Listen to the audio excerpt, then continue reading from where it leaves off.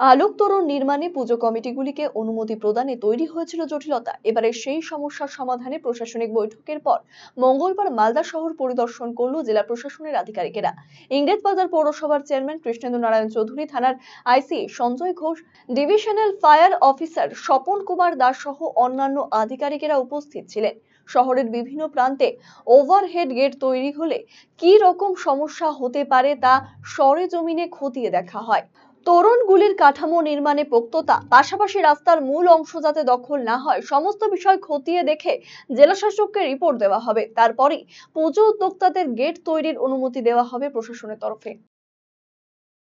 দেখতেছিলাম মেন রাস্তাগুলো যে কোথায় ওভারহেড আছে, যদি ঝড় উঠে তাহলে ভেঙে যাওয়ার কি আছে না আছে সব দেখে নিলাম। আমরা সব আছি, ডিএম সাহেবেরও প্রতিনিধি আছে, পুলিশ আছে, ফায়ার আছে, ইলেকট্রিসিটি আছে, এগুলো আমরা দেখে নিচ্ছি।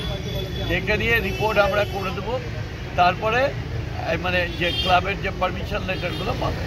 দাদা একটা এল আকৃতির বলছিল, এল আকৃতির যে তোরণ করার কথা, তো কি দেখলেন কীভাবে করতে হবে এটা একটা আইডিয়া দিয়ে দিচ্ছে, আমাদের আইডিয়া দিয়ে দিচ্ছে। সেই আইডিয়া অনুযায়ী আমরা ক্লাবকে রিকোয়েস্ট করছি যে এটা মিনিমাইজ করার। এমনি কি পাচ্ছেন না এখন পর্যন্ত? কিছু একটু 19-20 আছে, তাও আমরা অনুরোধ করেছি ঠিক করার। এটাকে চক আউট করা হচ্ছে নাকি? আজকে বেরিয়ে আমরা দেখে দিচ্ছি। শহরে কত পুজো আছে এরকম বড় পুজো?